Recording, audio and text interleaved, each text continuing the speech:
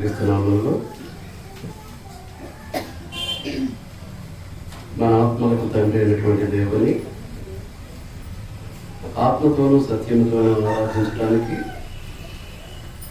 ఆయనను మహిమపరిచి ఆయన యొక్క ఆశీర్వాదాలకు పాత్రలు అవ్వడానికి దేవశక్తితో దేవదేవుని పాద సన్నిధికి విచ్చేసిన క్రీస్తునందున్నటువంటి పరిశుద్ధ సహోదరి సహోదరులకు, స్నేహితులకు స్నేహితురాలకు, యవ్వనస్తులకు అందరికీ పేరు పేరున నా హృదయపూర్వక వందనాలు చెల్లిస్తూ ఉన్నానండి.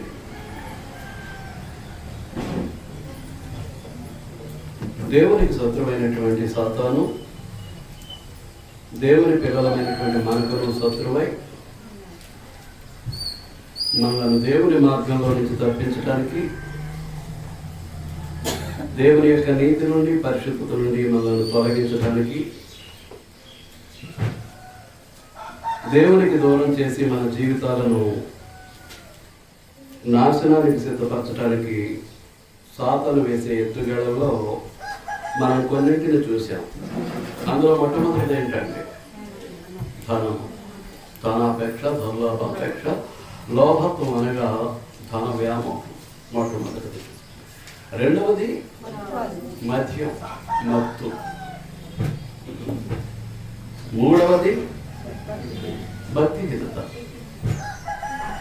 మూడవది ఏంటండి? భక్తిహీనత. నాలుగవది పాపం వలన కలిగేటటువంటి భ్రమ. ఆ భ్రమలో ఏం జరుగుతుంటుంది? చెడును మంచిగాను, మంచిని చెడుగాను, వెలుగు చీకటిని వెలుగుగాను, వెలుగును చీకటిగాను, చేదును తీపిగాను, తీపిని చేదుగాను భ్రమింపచేసి ఆ భ్రమలో ఏం చేస్తాడంటే మనల్ని దేవునికి దూరంగా తీసుకెళ్ళిపోవడానికి వాడు సాయశక్తిగా కృషి చేస్తూ ఉంటాడండి. మీకు అర్థమవుతుందా? తర్వాతది నాలుగవది, ఐదవది తమ దృష్టికి తామే జ్ఞానం అనుకుంటూ ఉంటారు. తమ ఎన్నికలో తమను తాము బుద్ధిమంతులుగా ఏం చేసుకుంటూ ఉంటారు. దేవుడితో పని లేదు, ఇతరులతోటి అసలు పని లేదు. ఇతర సహోదరులు నన్ను గురించి ఏమనుకుంటున్నారు అనేది అక్కర్లేదు. అసలు నన్ను గురించి దేవుడు ఏమనుకుంటున్నాడు అనేటటువంటిది పట్టించుకోవాలి.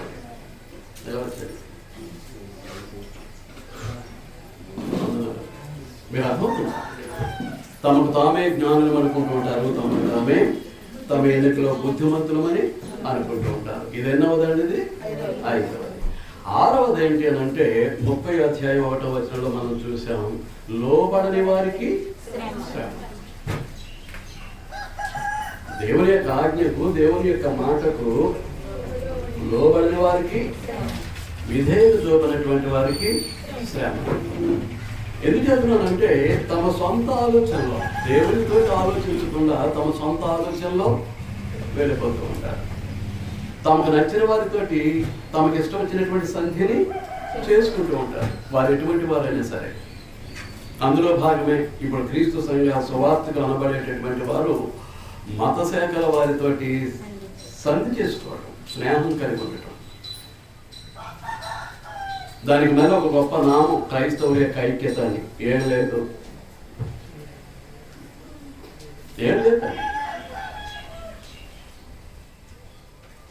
కాబట్టి ఈ విధానంలో ఏం చేస్తూ ఉంటాడు అన్నమాట, దేవుని యొక్క మార్గంలోంచి మనల్ని తప్పించేయడానికి వాడు ప్రయత్నం చేస్తూ ఉంటాడు. ముఖ్యంగా మనం జాగ్రత్తగా ఆలోచన చేస్తే సాతాను దగ్గర ఒక 5 లక్షణాలు ఉన్నాయి. వాటిని మనం చూద్దాం. చూడండి, యోహాను సువార్త 8వ అధ్యాయం 44వ వచనం. యోహాను సువార్త 8వ అధ్యాయం 44వ వచనం. తను నమ్మినటువంటి యూదులతో ప్రభువు మాట్లాడుతూ, మీరు మీ తండ్రి యొక్క అపవాది సంబంధులు. పైకి ఎలా కనిపిస్తూ ఉన్నారు? తమ తండ్రి అయినటువంటి దేవుని సంబంధులుగా కనిపిస్తూ ఉన్నారు. కానీ వాస్తవానికి వారి యొక్క జీవన విధానాలను పరిశీలన చేస్తే వారు ఎవరట? తమ తండ్రి యొక్క అపవాది సంబంధులు, సాతాను సంబంధులు. మీ తండ్రి దురాశలు నెరవేర్చబోరుచున్నారు. ఆది నుండి వాడు నరహంతకుడై ఉండి సత్యమందు నిలిచిన వాడు కాడు. వారి యందు సత్యమే లేదు. వాడు అబద్ధమాడినప్పుడు తన స్వభావమును అనుసరించియే మాట్లాడును. వాడు అబద్ధికుడును అబద్ధమునకు జనకుడునైనాడు. వాడు దురాశపరుడు. మనలో ఎవరైనా కానీ దురాశ కలిగి ఉన్నామని అంటే మనం అందరం కూడా ఎవరన్నమాట, ఎవరు సాతాను సంబంధం. మన తండ్రి దేవుడు అవ్వటానికి అవకాశాలు లేవు. ఎవరి పిల్లలమై ఉంటాం? సాతాను యొక్క పిల్లలమై ఉంటాం. దురాశ అది ఎవరి లక్షణం? సాతాను యొక్క లక్షణం. రెండవది ఏంటి అని అంటే నరహంతకుడు. వాడు చంపుకుంటూ పోతూ ఉంటాడు. వాడు ఏం చేస్తూ ఉంటాడు? చంపుకుంటూ పోతూ ఉంటాడు. ఎలాగో అని మనం ఆలోచన చేస్తే మనకు తెలుసు, దురాశ గర్భము ధరించి పాపమును కనగా పాపము పరిపక్వమై మరణమును కనును. దురాశ గర్భము ధరించి ఏం చేస్తుంది? పాపాన్ని కంటూ. పాపము పండి పరిపక్వమై దేనికంటూ ఉంది? మరణం. అంటే దురాశకు మరణానికి ఉన్నటువంటి లింక్. ఆ హత్య గావించటం, చంపడం అనేటటువంటిది సాతాను యొక్క లక్షణం.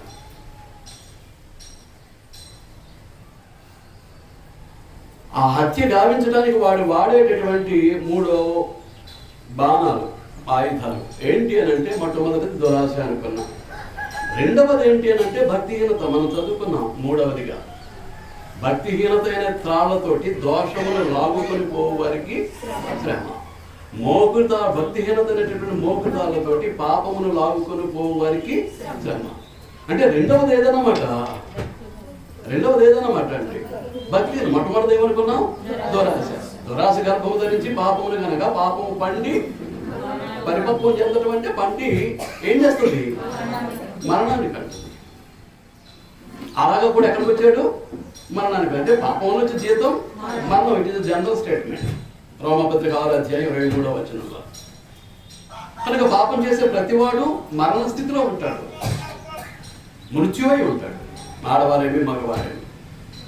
కనుక దురాశతో పాపం చేయించి మరణానికి తీసుకెళ్తూ ఉన్నాడు. భక్తిహీనత అనేటటువంటిది మనలో ప్రవేశపెట్టి భక్తిహీనత ద్వారా ఏం చేస్తున్నాడు? మరణానికి తీసుకెళ్తున్నాడు. మూడవది ఏంటంటే లోబడని వారికి శ్రమ అనుకున్నాం. 30:1 యెషయా గ్రంథం.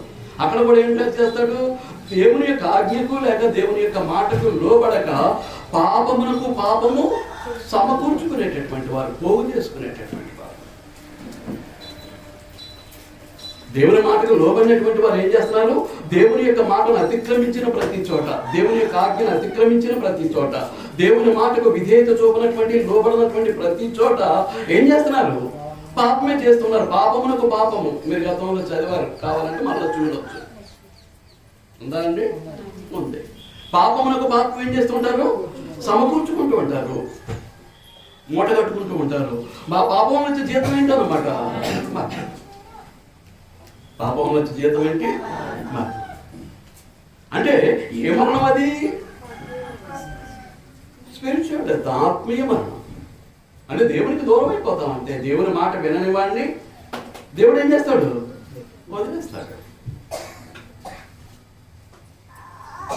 దేవుని మాట వినప్పుడు ఆదాము హవ్వలను ఏ విధంగా అయితే తన సహవాసం నుంచి దూరం చేసేసాడో మనల్ని కూడా ఏం చేస్తాడు? ఆయన సహవాసం నుంచి దూరం చేసేస్తాడు.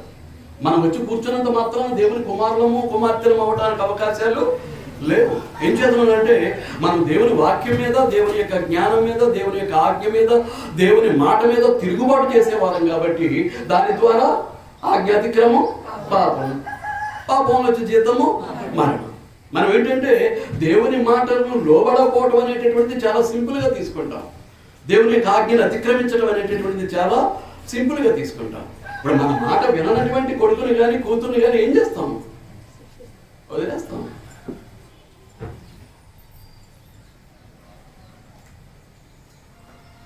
అవునంటారా కాదంటారా? కొంతవరకు ప్రయత్నం చేస్తాం. సామధాన భేద దొండోపాయాలు ఉపయోగించి ఏ విధంగానైనా సరే తల్లిదండ్రుల దారికి బిడ్డలు తెచ్చుకోవడానికి ప్రయత్నం చేస్తారు. లొంగలేదనుకోండి ఏం చేస్తాం? చెడు చెవులు వదిలేస్తాం. దేవుడు కూడా అంతే. దేవుడు కూడా ఏం చేస్తాడు? ఇంకా నన్ను పట్టుకునే ఉన్నాడు, నన్ను నడిపిస్తున్నాడు అంటాడు అనుకుంటాం. కానీ మన యొక్క అతిక్రమాలను బట్టి ఏం చేశాడు అనమాట, ఎప్పుడో ఏనాడో వదిలేశాడు. కానీ వదిలేసినప్పటికీ మనం ఏమనుకుంటున్నామంటే ఇంకా నా జేబుల చేతిలోనే ఉంది, నన్ను పట్టుకుని నడిపిస్తున్నాడని భ్రమలో వెళ్ళిపోతూ ఉంటామండి. కాబట్టి ఈ భ్రమను కలిగించేవాడు ఎవరు అని అంటే సాతాను, నరహంతకుడు. మొట్టమొదటి ఎవరండి? దురాశపరుడు.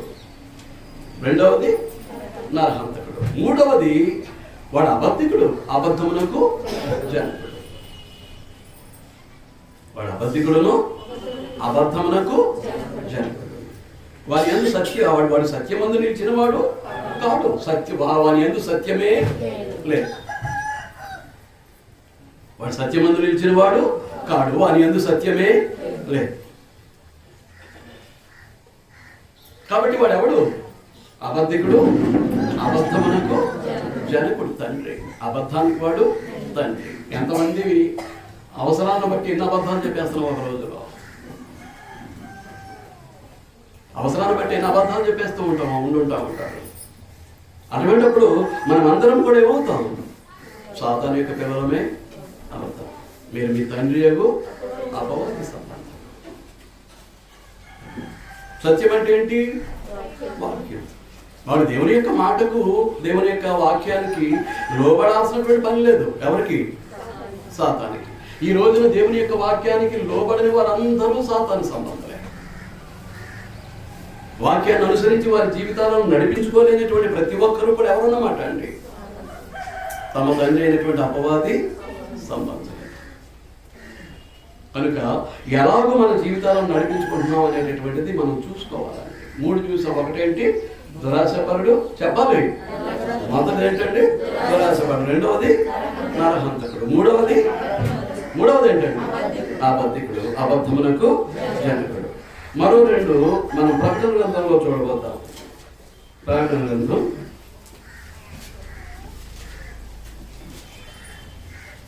12వ అధ్యాయం. ప్రకటన గ్రంథం 12వ అధ్యాయం 7వ వచనం నుంచి చదువుతున్నాను.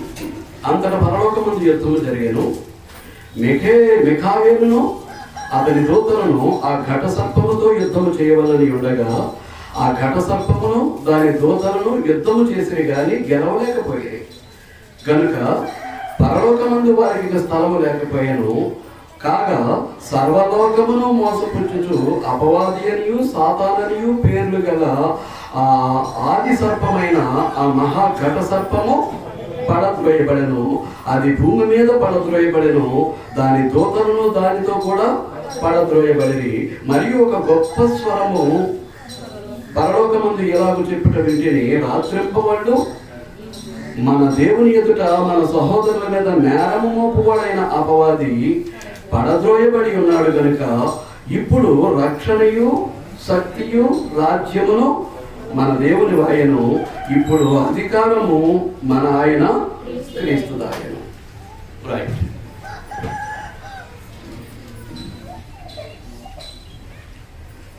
ఇక్కడ కనిపించేటువంటి 4వ లక్షణం ఏంటి? సర్వలోకమును మోసపుచ్చు. 4వది ఏంటండి? వాడు సర్వలోకమును మోసం చేస్తూ ఉంటాడు. ఆ లోకములోనే నీవున్నావు, నేనున్నాను. మనం దేవుని యొక్క వాక్యం విషయంలో బలహీనులమైతే, దేవుని యందలి విశ్వాస విషయంలో మనం బలహీనులమైతే, దేవుని పట్ల ఉండాల్సినటువంటి భక్తి విషయంలో మనం బలహీనులమైతే, దేవుని కొరకు జీవించాల్సినటువంటి నీతియుక్తమైన పరిశుద్ధమైనటువంటి జీవితాన్ని జీవించే విషయంలో మన బలహీనమైతే వాడు ఏం చేస్తాడు? వాడు మోసం చేయడానికి ప్రయత్నం చేస్తాడు. ఏం చేద్దాం అంటే వాడి చేతిలో మోసపోయేటటువంటి బలహీనత వాడికి స్పష్టంగా కనిపిస్తూ ఉంది కాబట్టి వాడు ఖచ్చితంగా ఏం చేస్తాడు అన్నమాట? మనల్ని మోసమే చేస్తూ ఉంటాడు. నేను మీకు పదే చెప్పేదే, ప్రతి ఆదివారం దేవుని ఆరాధించడానికి దేవుని సన్నిధికి రాలేకపోతూ ఉన్నాను అంటే అది దేవుని యొక్క సాతాను యొక్క ఎత్తుదల. అది నిన్ను అక్రమస్తుడిగా చేసి, క్రమం లేనివాడిగా అక్రమస్తుడిగా చేసి నిన్నేం చేస్తున్నాడు? దేవుని పట్ల అవిధేయుడిగా ఉంచడానికి, దేవునికి లోబడిన వారిగా చేయడానికి వాడు ఏం చేస్తున్నాడు? మనల్ని మోసం చేస్తూ ఉన్నాడు. ఏం చేస్తున్నాడండి? మోసం చేస్తూ ఉన్నాడు. ఈ వారమే కదా, నాకు పని ఉంది కదా. ఏ పని అది? దేవుని వారం రోజులు కాపాడినటువంటి 7 రోజులు కాపాడినటువంటి దేవుణ్ణి కృతజ్ఞతలు చెల్లించడానికి, ఆయన ఆరాధించడానికి దేవుని సన్నిధికి రావడం కంటే ఏ పని గొప్పది నువ్వు చేసేటటువంటిది, నేను చేసేటటువంటిది, మీరు నేను చేసేటటువంటిది దేవుని ఆరాధించడం కంటే గొప్ప పని ఏముంది మన జీవితంలో? ఏముందనుకుని మానేసి మన స్వకార్యాలు జరిగించుకుంటూ దేవుణ్ణి ఆరాధించడానికి, దేవుని సన్నిధికి క్రమంగా రాలేకపోతూ ఉన్నాం. ఆలోచన చేయండి.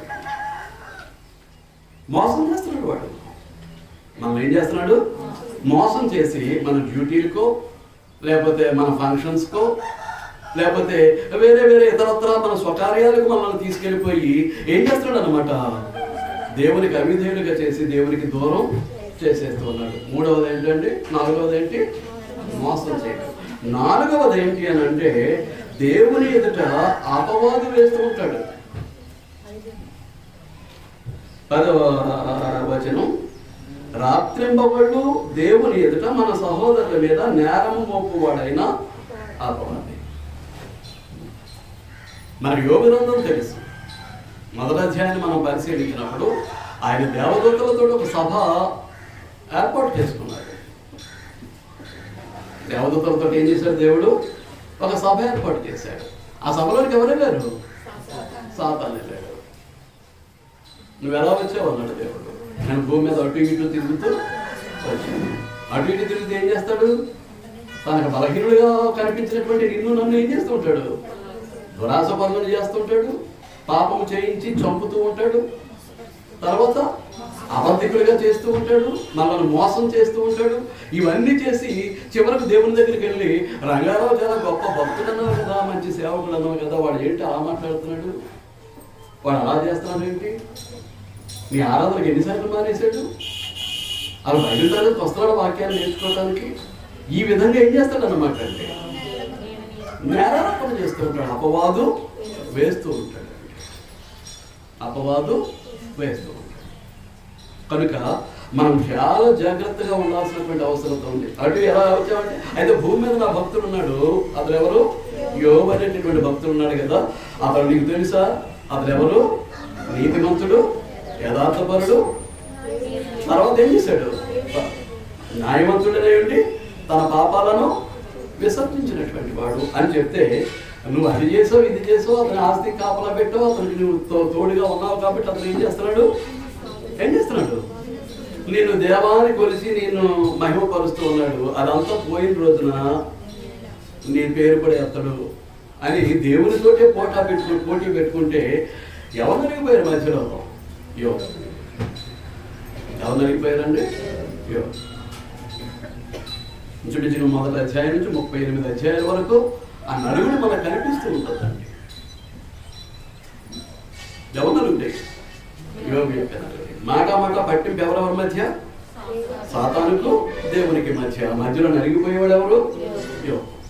కనుక ఇలాంటి పనులు చేస్తూ ఉంటాడండి వాడు. మనలో ప్రతి ఒక్కరి మీద నేరారోపణ చేయడానికి ప్రయత్నం చేస్తున్నాడు. ఏమంటాడు? మళ్ళీ మా చదువుతున్న చూడండి.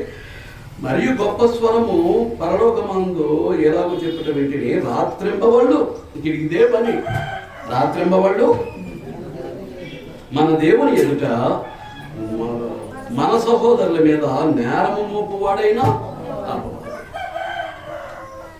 నేరం మోపువాడైనటువంటి అపవాది మోసం చేస్తూ ఉంటాడు, అపవాదు వేస్తూ ఉంటాడు. మీరు అర్థమవుతుందా? కాబట్టి ఎక్కడైనా కానీ సాతాను యొక్క మోసంలో పడిపోయేటటువంటి పరిస్థితులు నా జీవితంలో కలుగుతున్నాయా అనేటటువంటిది ప్రతి క్షణము కూడా దేవుని కుమారుడిగా కుమార్తెగా ఉండదలిచినటువంటి మనల్ని మనం పరిశీలించుకోవాల్సినటువంటి అవసరం ఉందండి. అది తప్పు చేస్తున్నట్టు కానీ, పాపానికి లోబడుతున్నట్టు కానీ అటువంటి భావనే కలగకుండా ఏం చేస్తూ ఉంటాడు? మన భ్రమలో, పాపం వల్ల కలిగినటువంటి భ్రమలో మన జీవితాలను తీసుకుపోవటానికి ప్రయత్నం చేస్తుంటాడు. కనుక వాడు ఎన్ని రకాలుగా, ఆవిడ లక్షణాలు ఎన్ని రకాలండి? 5. ఒకటేంటి? దురాశపరుడు. 2 నరహంతకుడు. 3 అబద్ధికుడు, అబద్ధమునకు జనకుడు. 4 సర్వలోకాన్ని మోసం చేస్తూ ఉంటాడు. 5 మన సహోదరుల మీద అపవాదు వేస్తూ ఉంటాడు. దేవుడి దగ్గరికి వెళ్ళి ఏం చేస్తూ ఉంటాడు? ఇక్కడ పడగొడతాడు, అక్కడికి కంప్లైంట్ ఇస్తూ ఉంటాడు, ఇక్కడ పడగొడుతుంటాడు, అక్కడికి కంప్లైంట్ ఇస్తూ ఉంటాడు. మరి మనం ఎంతమందిని సాతాను చేతికి దొరికేసి ఉంటున్నాం? మనలో ఎంతమంది మీద సాతాను దేవుడి దగ్గరికి వెళ్ళి మన మీద కంప్లైంట్ చేస్తున్నాడు, అపవాదం వేస్తూ ఉన్నాడు, నేరారోపణ చేస్తున్నాడు. కనుక అటువంటి అవకాశాన్ని మనం సాతానికి ఇవ్వకుండా జాగ్రత్తగా ఉండాల్సినటువంటి అవసరం ఉంది.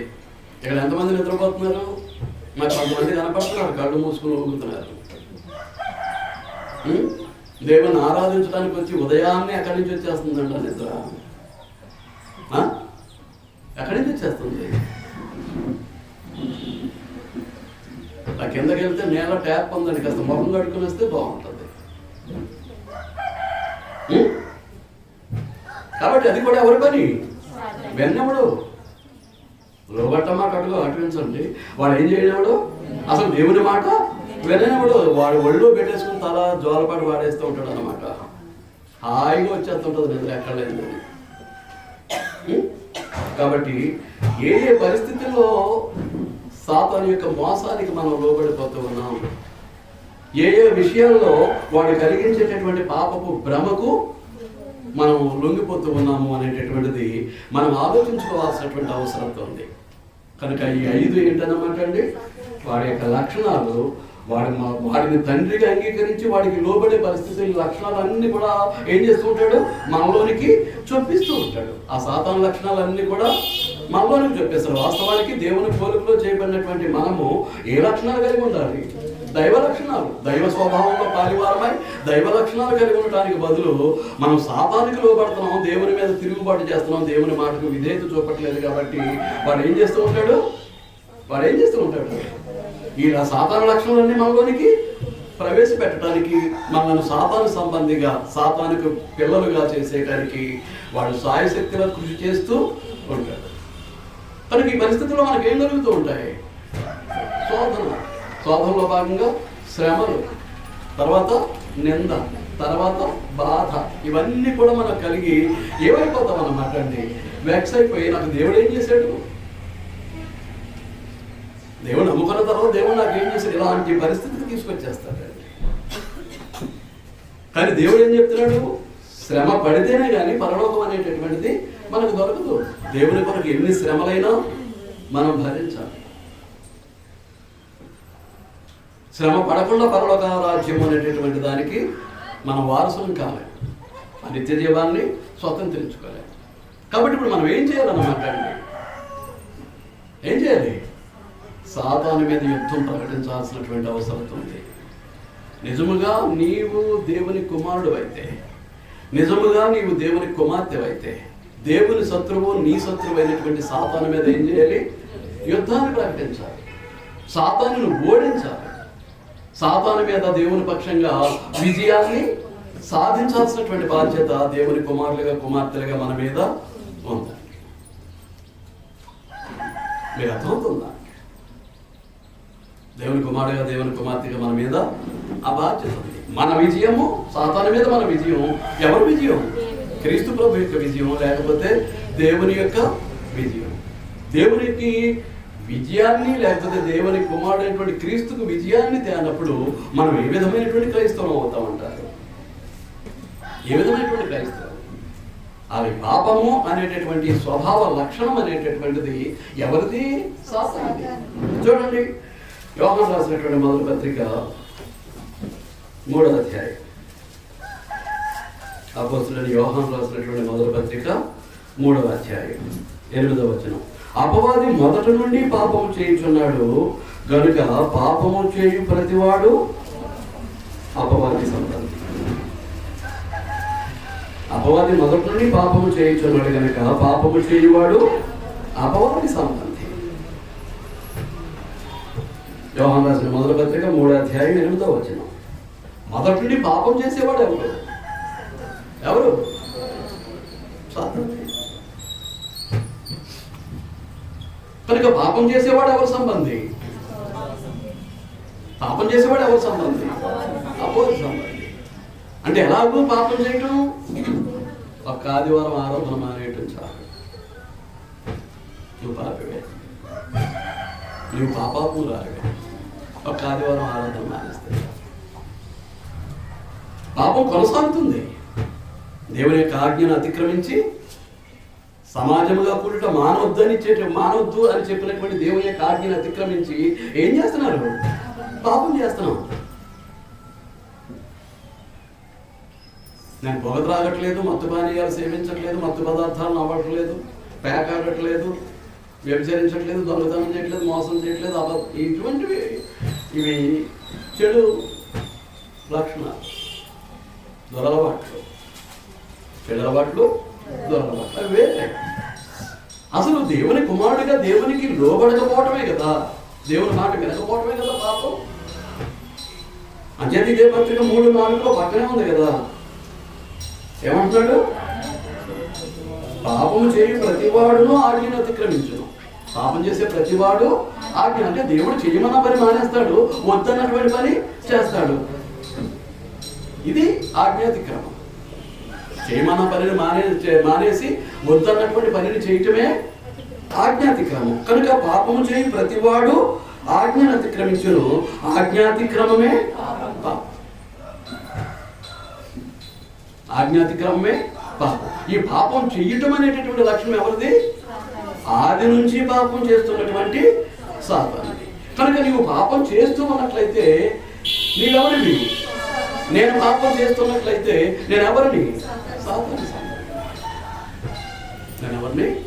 సాతాను సంబంధం. మన జీవితాన్ని పరిశీలించుకుంటాం. నేనైనా మీరైనా పాపము లేని వారిగా ఉంటాం. దేవుడు వెలుగే ఉన్నాడు, ఆయన ఎదురు చీకటి ఎంత మాత్రమును లేదు. వెలుగు అనేటటువంటిది పరిశుద్ధతకు సాదృశ్యం అయితే, చీకటి అనేటటువంటిది పాపానికి సాదృశ్యం అయితే, దేవుల్లో పాపం అనేది లేదు. మరి దేవుని కుమారుడిగా దేవుని పోలికలో చేయబడినటువంటి నీవు నేను ఎలా చేస్తాం పాపం? దేవుని పిల్లలను చెప్పుకొని ఎలాగో ఆయన ఆజ్ఞను అతిక్రమిస్తాం? మీరు ఆలోచిస్తూ ఉన్నారని నేను భావిస్తున్నాను. దేవునికి విరోధమైనటువంటి, దేవునికి శత్రువైనటువంటి సాతాను ఆది నుంచి అనగా మొదటి నుంచి పాపం చేస్తున్నటువంటి వాడు. కనుక పాపం చేసే ప్రతివాడు, ప్రతి సహోదరి ఎవరి సంబంధి? సాతానుడికి సంబంధి. ఇప్పుడు నేను ఎవరిని? మిమ్మల్ని మీరు ప్రశ్నించుకోవచ్చు. దేవుని సంబంధిన సాతాను సంబంధిన ఆలోచన చేయాలని మీకు మిమ్మల్ని కోరుతున్నాను. వాడు ఏం చేస్తూ ఉంటాడు అని అంటే, గతంలో మనం చదువుకున్నదే పేతురు రాసినటువంటి మొదటి పత్రిక 5వ అధ్యాయం. పేతురు రాసిన మొదటి పత్రిక 5వ అధ్యాయం 8వ వచనం. నిబ్బరమైన బుద్ధి గలవారై మెలకువగా ఉండండి. నిబ్బరమైనటువంటి బుద్ధి ఏంటంటే నిబ్బరమైనటువంటి బుద్ధి. మన బుద్ధి ఎలా ఉండాలి? నిబ్బరంగా ఉండాలి. బుద్ధి ఎలా ఉండాలండి? నిబ్బరంగా. బుద్ధిహీనులుగా మనం ఉండకూడదు. బుద్ధిహీనులుగా మనం, ఇది ఎక్కడ, ఇది దేనికి అనుబంధంగా ఉంటుంది? మన స్వభావానికి. వాడి స్వభావం ఎంత, వాడితో ఎలా పెట్టుకున్నాం? వాడి బుద్ధి ఎంత, ఆమెతో ఎలా పెట్టుకున్నాం? అతనితో ఎలా పెట్టుకున్నాం? కాస్త మంచిగా ఉండి ఇతరులతోటి లేనిపోని గలాటా సృష్టించుకున్నప్పుడు లోకం అనేటటువంటి మాట. వాడి స్వభావం నీకు తెలుసు కదా, ఎలా పెట్టుకున్నావు? ఆమె స్వభావం నీకు తెలుసు కదా, ఆమె బుద్ధి నీకు తెలుసు కదా, ఎలా పెట్టుకున్నావు ఆమెతోటి? కనుక ఒక మనిషి యొక్క గుణగణాలు, క్యారెక్టర్ అనేటటువంటిది ఆ స్వభావం మీద, బుద్ధి మీద ఆధారపడి ఉంటుంది.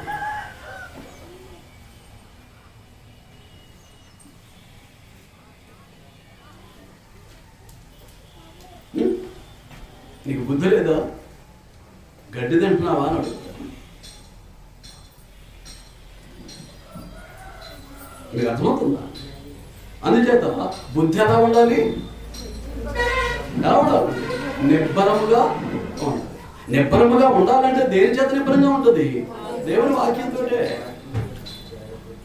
దేవుని వాక్యానుసారంగా మనం జీవిస్తేనే మన బుద్ధి ఎలా ఉంటుంది? నిబ్బరంగా ఉంటుంది.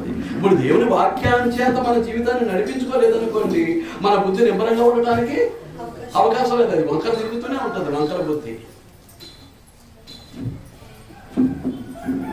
ఎంత చెప్పినా కొంతమంది బుద్ధి మారదు, ఆ వంకరను విడిచిపెట్టదు. ఆ వంకర బతుకుగానే వెళుతూ ఉంటుంది. కానీ దేవుడు కోరేది ఏంటి అని అంటే నిబ్బరమైనటువంటి బుద్ధి గలవారై మెలకుగా ఉండడి. ఎందుచేతనంటే మీ విరోధి అయినటువంటి అపవాది గర్జించు సింహము వలె ఎవరిని మింగుతున్నా అని వాడు వెతుకుతూ ఉన్నాడు. ఎందుకు వెతుకుతున్నాడు? ఎవడు వీక్, ఎవరిలో దురాశ ఉంది?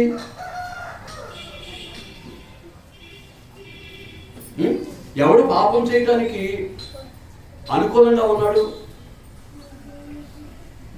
ఎవరు అబద్ధికుడు? నాతో పాటు ప్రతి జనదానికి అబద్ధమైనటువంటి పరిస్థితుల్లో ఎవరున్నారు?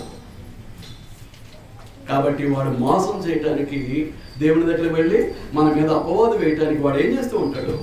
వాడి ప్రయత్నాన్ని కొనసాగి అదే మింగివేయటం. ఎవరిని మింగుదునా అని గర్జించు సింహంలా తిరుగుతున్నాడు అని అంటే వాడు ఏం చేయబోతున్నాడు?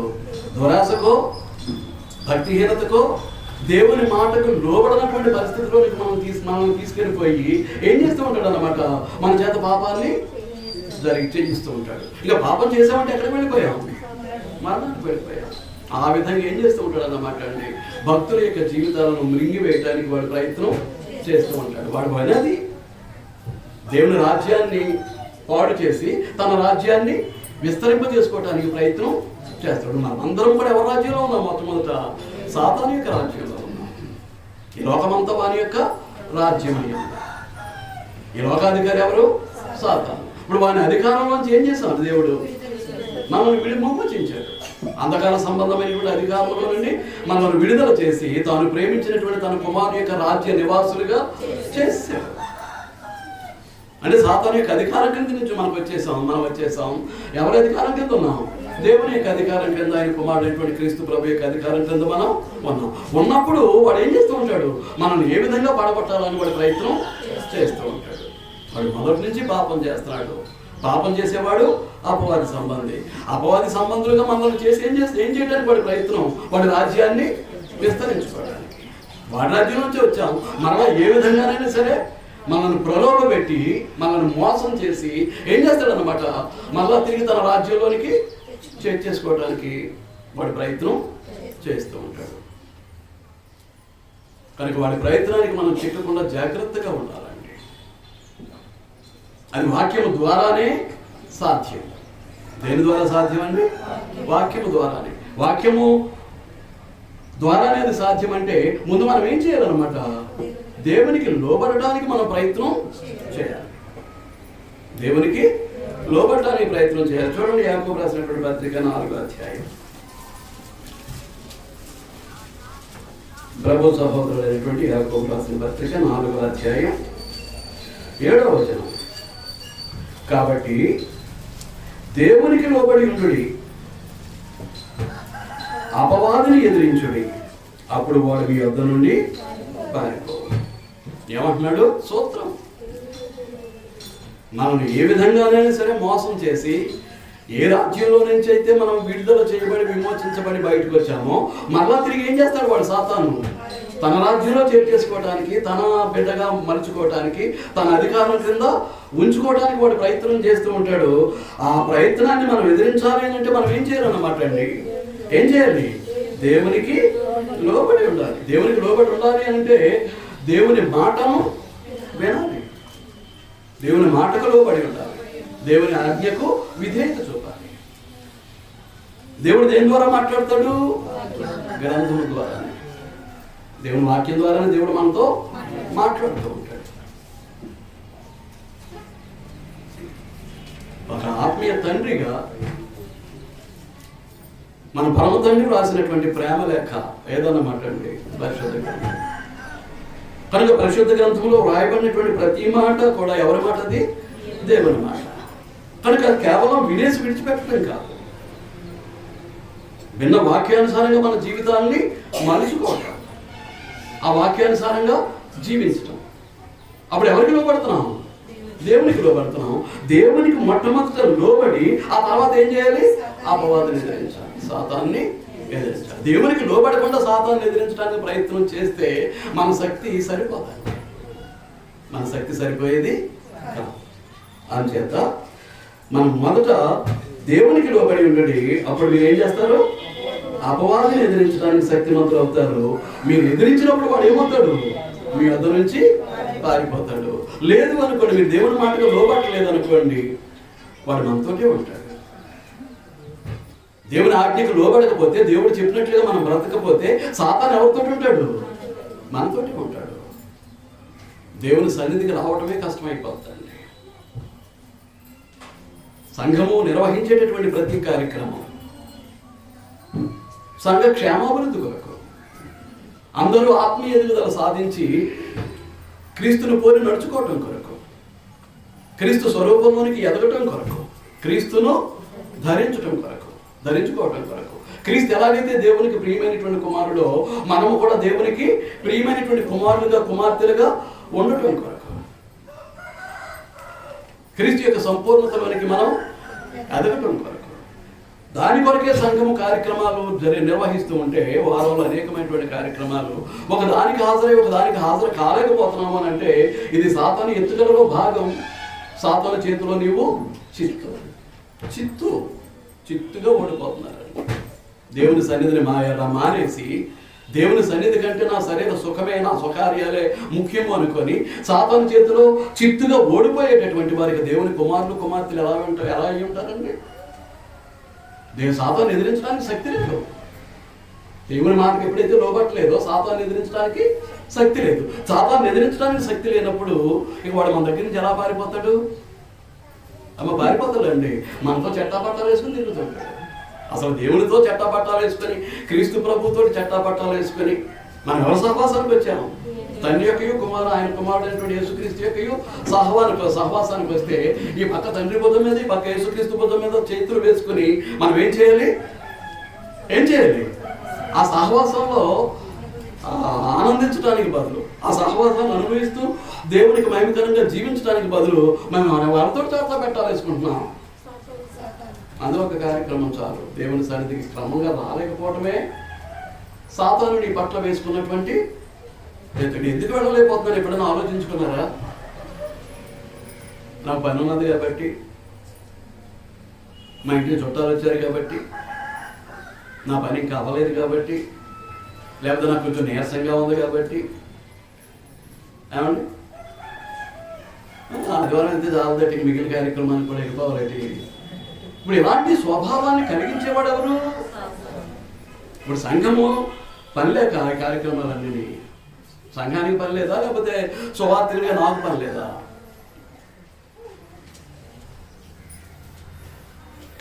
మీ అందరి ఆత్మీయ ఎదుగుదల కొరకు, మీ అందరి క్షేమాభివృద్ధి కొరకు ఏర్పాటు చేయబడినటువంటి కార్యక్రమాలు నిర్లక్ష్యంగా మానేస్తే దానికి ఎవరేం చేస్తారండి? మనమే సాతాను సంబంధులుగా ఉండడానికి ఇష్టపడేటప్పుడు సాతాను మనల్ని ఎందుకు వదులుతాడండి? ఎందుకు వదులుతాడు?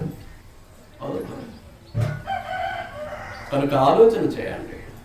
ఎంతవరకు సాతానికి అవకాశాన్ని ఇస్తే ఎంతవరకు వాడు మన జీవితాన్ని కబళించడానికి ప్రయత్నం చేస్తూ ఉన్నాడు, మన జీవితాన్ని నాశనానికి నడిపిస్తూ ఉన్నాడు సాతాను. ఆలోచించాలని మనం చేస్తూ ఉన్నాను. మీరు అర్థమవుతుందా అండి? అంచేతనే మనకు కావాల్సింది ఏంటి? సర్వాంగ కవచం. సాతాన్ని ఎదిరించాలంటే మనకి ఏం కావాలండి? సర్వాంగ కవచం. చూడండి, ఎఫెసీయులకు రాసిన పత్రిక 6వ అధ్యాయం. ఎఫెసీయులకు రాసిన పత్రిక 6వ అధ్యాయం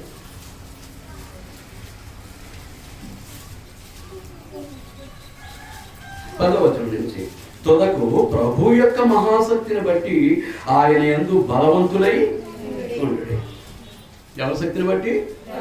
ప్రభు యొక్క మహాశక్తిని బట్టి. ఒక్కసారి యోహాను రాసిన మొదటి పత్రిక 3వ అధ్యాయం 8వ వచనానికి మళ్ళా వెళ్తున్నాను. ఒకసారి కాస్త ఓపికగా తిరగేయాలని ప్రభు పేట మనం చేస్తూ ఉన్నాను. తీసారా అండి? 3వ అధ్యాయం 8వ వచనం ఏమంటాడు? అపవాది మొదటి నుండి పాపము చేయుచున్నాడు కనుక పాపము చేయవాడు అపవాది సంబంధం. ఇంతవరకే మనం చదివాం గతంలో. ఇప్పుడు మనం చదవాల్సింది ఏంటి అంటే, అపవాది యొక్క క్రియలను లయపరచుటకే దేవుని కుమారుడు ప్రత్యక్షమాయెను. ఎవరి క్రియలు లయపరచడానికి? అపవాది యొక్క క్రియలను లయపరచడం అంటే నాశనం చేయడానికే యేసుక్రీస్తు ప్రత్యక్షమయ్యాడు ఈ లోకంలో శరీరధారిగా. ఈ శరీరంలో ఉండి సాతాన్ని ఎలా ఓడించాలో మనకు నేర్పించడం వరకు యేసుక్రీస్తు ఏమయ్యాడు? శరీరధారికి లోకంలో మనకు ప్రత్యక్షమయ్యాడు. అందుచేతనే ఇక్కడ ఎఫెసీయులకు రాస్తూ పౌలు అంటాడు, సాతాను యొక్క క్రియలను లయపరచడానికి ప్రత్యక్షమైనటువంటి యేసుక్రీస్తు ప్రభు యొక్క మహాశక్తిని బట్టి ఆయన యందు ఉందంటారా మన దగ్గర ఆ శక్తి? ఆయన మాటకు లోబడి నడుచుకుంటేనే ఆ శక్తిని మనం పొందేది. లేకపోతే సాతానుతో చెట్టపట్టాలు వేసుకుని తిరగటమే వాని దోతలతో వాని సహవాసంలోనే ఉంటాం తప్ప దేవుని యొక్క ఆయన కుమారుడైనటువంటి యేసుక్రీస్తు యొక్క సహవాసానికి మనం రావడానికి అవకాశాలు లేవు. దేవుని సహవాసానికి ఆయన కుమారుడైనటువంటి యేసుక్రీస్తు యొక్క సహవాసానికి రావడానికి అవకాశాలు లేవండి. మీరు ఆలోచిస్తున్నారు కదండి, అర్థమవుతుంది కదా. కనుక సాతాను యొక్క క్రియలను లయపరచడానికి యేసుక్రీస్తు ప్రభు ఈ లోకంలో ప్రత్యక్షమయ్యాడు కనుక ఆ ప్రభు యొక్క మహాశక్తిని బట్టి, ఆయన శక్తి ఎలాంటిది? ఆయన శక్తి ఎలాంటిదండి? మహాశక్తి. ఆ మహాశక్తిని బట్టి ఆయన యందు మనం ఎలా ఉండాలి? బలం ఉందంటారా మన దగ్గర బలం? ఎందుకు అని అంటే మీరు అపవాది తంత్రములను ఎదురించుటకు శక్తిమంతులగినట్లు దేవుడిచ్చు సర్వాంగ కవచమును ధరించుకోండి. ఏమంటాడు? పరిశుద్ధాత్మ పొందినటువంటి పౌలు ఏమంటాడు? మీరు అపవాది తంత్రాన్ని ఎదిరించడానికి శక్తివంతులగినట్లు దేవుడిచ్చు సర్వాంగ కవచము ధరించుకోండి. ఎలాగ మనం పోరాడుతున్నది శరీరులతో కాదు. ఒక శత్రువు అనేటటువంటి పేరట ఒక వ్యక్తి మన ముందు కనబడి ఉండొచ్చు, ఎదురుగా నిలబడి ఉండొచ్చు, కానీ వాడు ఎవడి పక్షంగా వస్తున్నాడు? వాడు ఎవడి బలంతో వస్తున్నాడు? సాతాను యొక్క బలం. కనుక మనం పోరాడేది శరీర సంబంధులతో కాదు, శరీరులతోటి కాదు. మరెవరితోటి కానీ ప్రధానులతోనూ అధికారులతోనూ ప్రస్తుత అంధకార సంబంధముగా లోకనాథులతోనూ ఆకాశ మండలమందున్న దురాత్మల సమూహంతోనూ పోరాడుతున్నాము.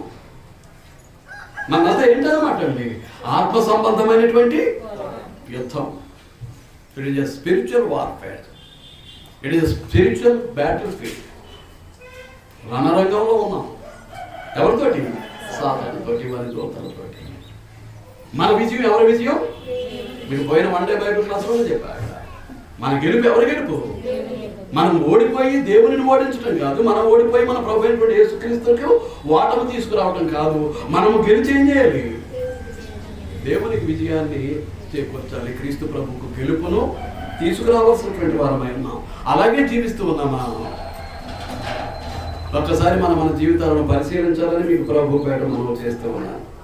దానికి మనం ఏం చేయాలి? అందుచేత మీరు ఆపద్దినమందు వారిని ఎదిరించుటకు. ఆపద్దినమందు ఏం చేయాలి? సాతానును, ఆకాశ మండలం ఉన్నటువంటి దురాత్మల సమూహమును మనం ఎదిరించాలి అని అంటే సమస్తమును నెరవేర్చిన వారై నిలవబడుటకు శక్తిమంతులగునట్లు దేవుడిచ్చు సర్వాంగ కవచమును సమస్తమును నెరవేర్చమన్నవారే. ఏ సమస్తము? దేవుడు ఏదైతే మన యొక్క క్షేమాన్ని, అభివృద్ధిని కోరి దేవుడు రాసినటువంటి ప్రేమలాగైనటువంటి పరిశుద్ధ గ్రంథము ద్వారా మనతో మాట్లాడుతూ ఉన్నాడో, కేవలం విడిచిపెట్టే వారంగా కాకుండా వాక్యాన్ని నెరవేర్చే వారంగాను, వాక్య ప్రకారం బ్రతికే వారంగా మనం ఉంటే మనం ఏం చేస్తున్నాం? సమస్తమును నెరవేరుస్తున్నాం. దేవుడు మనకై ఇచ్చినటువంటి సర్వజ్ఞానము మనలో ఏమవుతుంది? నెరవేర్చబడుతుంది. అప్పుడే మనం ఏమవుతాం అన్నమాట? సమస్తమును నెరవేర్చిన వారే నిలవబడడానికి శక్తిమంతులగినట్లు. సమస్తమును నెరవేర్చిన వారే, సమస్తమును నెరవేర్స్తేనే సాతాను ఎదురుగా నిలబడటానికి కావలసినటువంటి శక్తిని మనం పొందుకోగలుగుతాం. ఏ శక్తితో నిలబడ్డాడు గొలియాతు ముందు? బాలుడైనటువంటి దావీదు. వాడి ఆకారాన్ని చూసి, వాడి ప్రగల్భాలను చూసి యుద్ధానికి వెళ్ళినటువంటి అన్నలతో పాటు ఇశ్రాయేలు సైన్యం అంతా ఏం చేశారు?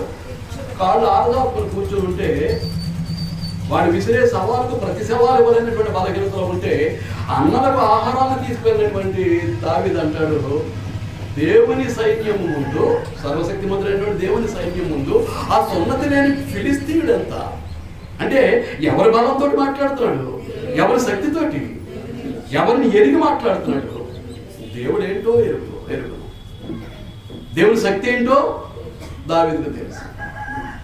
దేవుడు ఎంతటి సమర్థుడో దావీదుకు తెలుసు. అంచేతే అంటున్నాడు, యుద్ధ కవచాలు ధరించి యుద్ధం చేయాల్సినటువంటి వీరులు కాళ్ళు ఆరుదాపు కూర్చుంటే ఈ బాలుడైనటువంటి వాడు ఏమంటాడు? ఆ సున్నతి లేని ఫిలిస్తీయుడు. అలాగే జరిగించాడో లేదో దేవుడు?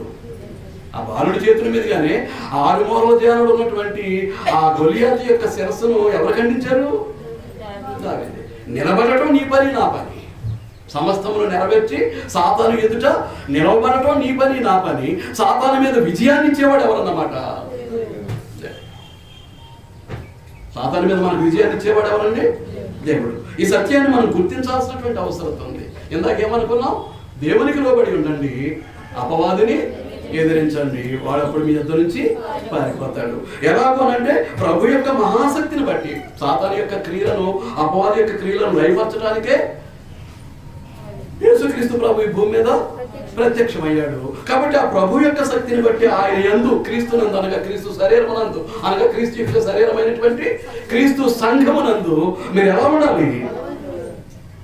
ప్రభు యొక్క మహాశక్తిని బట్టి బలవంతులై మనం ఏం చేస్తున్నాం అంటే అపవాది తంత్రాన్ని మనం ఎదిరించాల్సినటువంటి బాధ్యత మన మీద ఉంది. వారిని ఓడించాల్సినటువంటి బాధ్యత మన మీద ఉంది. మనం పోరాడేది శరీరంతో కాదు, మనం పోరాడేది శరీరంతో కాదు. దేవుడు ఎలాగైతే అదృశ్యుడో సాతాను కూడా ఎవరు? వాడితే అదృశ్య రూపమే. దేవుడు ఎలాగైతే అదృశ్యుడో సాతాను కూడా అదృశ్య రూపమే. అందుచేత మనం శరీరంతో పోరాడట్లేదు, ఎవరితోటి? అదృశ్య రూపం జరిగినటువంటి సాతాను యొక్క దూతలతో, దురాత్మల యొక్క సమూహంతో మనం ఏం చేస్తున్నాం? పోరాడుతూ ఉన్నాం. గెలవాలి అని అంటే మనం ఏం చేయాలన్నమాట అండి? దేవుడిచ్చినటువంటి జ్ఞానం అంతటిని మన జీవితంలో నెరవేర్చిన వారమై ఉంటేనే సాతాను మీద విజయం మనకు లభిస్తుంది. దేవుడు అనుగ్రహిస్తాడు సాతాను మీద. లేదనుకుంటే మన దురలవాట్లు, చెడలవాట్లు అలా కొనసాగుతూనే ఉంటాయి. మన అవిశ్వాసము, అవిధేయత అలా కొనసాగుతూనే ఉంటుంది. దేవుని సన్నిధిని లెక్క చేయం, దేవుని లెక్క చేయం, దేవుని మాటను లెక్క చేయం, దేవుడిచ్చే ఆశీర్వాదాలను లెక్క చేయం. ఏదో గురి పెట్టుకొని అలా వెళ్ళిపోతూ ఉంటాం. ఏదో గురి పెట్టుకొని అలా వెళ్ళిపోతాం తప్ప దేవునికి మహిమకరంగా జీవితాలు ముందు కొనసాగేటటువంటి అవకాశం ఉండదు. మీరు అర్థమవుతుందా? ఆలోచిస్తూ ఉండండి. ఇక్కడి నుంచి మన పాఠాన్ని వచ్చే వారం ముందు కొనసాగిద్దాం. మీకు విషయం అర్థమైందని నేను భావిస్తాను. సాతాను ఏం చేస్తున్నాడు? ధనాన్ని చూపెడుతున్నాడు, మద్యాన్ని చూపెడుతున్నాడు, మత్తును, తర్వాత భక్తిహీనతను చూపెడుతున్నాడు, పాపం వల్ల కలిగేటువంటి భ్రమ. అంటే మేలును కీడుగాను, కీడును మేలుగాను, చీకటిని వెలుగుగాను, వెలుగును చీకటిగాను, చేదును తీపిగాను భ్రమ కలిగిస్తూ ఉంటాడు. ఆ భ్రమలో పాపంలోనికి దింపేస్తాడు. 4వది ఏంటి? మనకు మనమే జ్ఞానులమని, మనకు మనమే బుద్ధిహీనులమని, బుద్ధిమంతులమని అనుకుంటే ఏం చేస్తున్నాం అన్నమాట? ఇదంతా కూడా ఎవరి ప్రభావం? అతను వాస్తవానికి ఏం లేదు, కానీ ఉన్నది అనుకుని భ్రమపడుతూ ఉంటాం, ఉన్నది అనుకుని భ్రమపడుతూ ఉంటాం. మీకు అర్థమవుతుందా? ఆలోచిస్తున్నారా? ఇది 5వది. 6వది ఏంటి? లోబడినెవడు? దేవుని మాటకు లోబడినెవడు? విధేయులైనటువంటి పిల్లలుగా మనం ఎక్కడో చోట అవిధేయతను ప్రదర్శించడానికి, అవిశ్వాసాన్ని ప్రదర్శించడానికి ప్రయత్నం చేసి మనల్ని దేవునికి దూరం చేయటానికి, దేవుని యొక్క కౌగిటి నుంచి మనం ఏం చేస్తూ ఉంటాడు అన్నమాట? ఆయన హక్కుని జీవించాల్సినటువంటి, ఆయన హక్కును చేరాల్సినటువంటి మనల్ని ఏం చేస్తూ ఉంటాడు? దూరంగా తీసుకుపోవడానికి ప్రయత్నం చేస్తూ ఉంటాడు. వాడి యొక్క లక్షణాలు మనకు తెలుసు. వాడు ఎవడు? దురాశను మనలో కలిగించి రేకెత్తించేటటువంటి దురాశ పడేవాడు. రెండవది వాడు నరహంతకుడు. పాపం చేయించి దురాశ ద్వారా, భక్తిహీనత ద్వారా లోబడకుండా చేసి మనల్ని పాపులుగా చేసి మనం ఏం చేస్తూ ఉంటాడు? ఆత్మీయంగా చంపుతూ ఉంటాడు, దేవునికి దూరంగా తీసుకుపోతూ ఉంటాడు. 3వది వాడు అబద్ధికుడు. అబద్ధానికి సులువుగా చేసే పాపం అది. అబద్ధం అనేటటువంటిది ఎముకలైనటువంటి నరం ఏం చేస్తూ ఉంటుంది? నరవలేని 4 అంటారు కాదు, ఎముకలైనటువంటి 4 గంటలు అల్లలాడుతూ ఉంటుంది, కంట్రోల్ ఉండదు. దాంతో ఏం చేస్తూ ఉంటాం? ఎన్ని అబద్ధాలు ఆడతాము. అబద్ధానికి జనకుడు ఎవరు? సాతాను. వాడు ఏం చేస్తూ ఉంటాడు? సర్వలోకాన్ని మోసపుచ్చుతూ ఉంటాడు. ఆది సర్పమైనటువంటి మహాఘట సర్పమైనటువంటి సాతాను ఏం చేస్తూ ఉంటాడు? సర్వలోకంలో మోసపుచ్చుతూ ఉంటాడు. మోసపుచ్చి పాపంలో పడగొట్టి ఏం చేస్తాడు? నీ కుమారుడు నీ కుమార్తెని గొప్పగా చెప్పుకుంటున్నావు కదా, వాడు ఎలా ఉన్నారో చూడమని మన మీద ఎవరి మీద కంప్లైంట్ అపవాదేస్తూ ఉంటాడు. దేవుని దగ్గరికి వెళ్ళి మన మీద నేరారోపణ చేస్తాడు. ఈ 5 లక్షణాలు సాతాను లక్షణాలు. కాబట్టి వాడు ఎవరిని మింగుదనని గర్జించి సింహంలాగా తిరుగుతున్నాడు. ఏం చేస్తున్నట్టు? వాడు అపవాది మొదటి నుంచి పాపం చేస్తున్నాడు. పాపం చేసే ప్రతివాడు అపవాది సంబంధి. పాపం చేసే ప్రతివాడు అపవాది సంబంధి. తమ తండ్రి అయినటువంటి అపవాది యొక్క క్రియలే చేస్తారు తప్ప దేవుని క్రియలు చేయడానికి వారు ఇష్టపడరు. మీకు అర్థమవుతుందా? కనుక ఆ అపవాది యొక్క క్రియలను లయపరచడానికి ఎవరు వచ్చారు? యేసుక్రీస్తు ప్రభు వచ్చాడు, ఈ లోకంలో ప్రత్యక్షమయ్యాడు. కనుక మనం ఏం చేయాలి? దేవునికి లోబడితే మనం ఏం చేస్తాం? అపవాదిని ఎదిరించగలుగుతాం. వాడు అప్పుడు ఏం చేస్తాడు? మన దగ్గర నుంచి పారిపోతాడు. దానికి ఏం కావాలి? అపవాది తంత్రాలను ఎదిరించేటట్టుగా సాతాను యొక్క అపవాది యొక్క క్రియలను లయపరచడానికి ప్రత్యక్షమైనటువంటి క్రీస్తు యొక్క ఆయన మహాశక్తిని బట్టి అపవాది తంత్రాలను ఎదిరించేటట్టుగా మనం సర్వాంగ కవచాన్ని ధరించుకోవాలి. ఆ ధరించుకోవాలంటే మొట్టమొదటిది ఏంటంటే ప్రాథమిక లక్షణం, ఏదైతే వింటూ ఉన్నామో, ఈ చెవి ద్వారా దేవుని వాక్యాన్ని ఏదైతే వింటూ ఉన్నామో ఆ వాక్యము మన జీవితంలో క్రియారూపము దాచాలి. ఆ వాక్యానికి తగినటువంటి క్రియలు మనం జరిగించుకుంటూ వెళ్ళేటప్పుడు ఖచ్చితంగా సాతాను మీద వాడి ముందు నిలబడటానికి సరిపోతాం. ఎవరి ముందు? మన శత్రువు అయినటువంటి సాతాను ముందు నిలబడటానికి సరిపోతాం. యుద్ధం చేయడానికి ఆ ప్రభు యొక్క శక్తి మనలో ఉన్నది కాబట్టి వాక్యం ద్వారా. అందుచేతనే అన్నాడు, సిలువను గురించిన వార్త నశించుచున్న వారికి వెనుతనముగానే రక్షింపబడుతున్న మనకు దేవుని శక్తి. ఆ వాక్యము చేత మన జీవితాన్ని నింపుకొని వాక్యానుసారమైనటువంటి జీవితం కలిగి వాడి ముందు నిలబడటానికి శక్తిమంతులు అవ్వాలి. వాడితోటి యుద్ధం చేయగలిగినటువంటి సామర్థ్యం మనం సంపాదించుకోవాలి. అప్పుడు వాడు ఏం చేస్తాడు? మన దగ్గర నుంచి పారిపోతాడు. శ్రద్ధేనందుకు మీ అందరికీ వందనాలు తెలియజేస్తూ ఈ ఆత్మీయ చర్చను ముగిస్తూ ఉన్నానండి. అందరికీ మరొకసారి వందనాలు.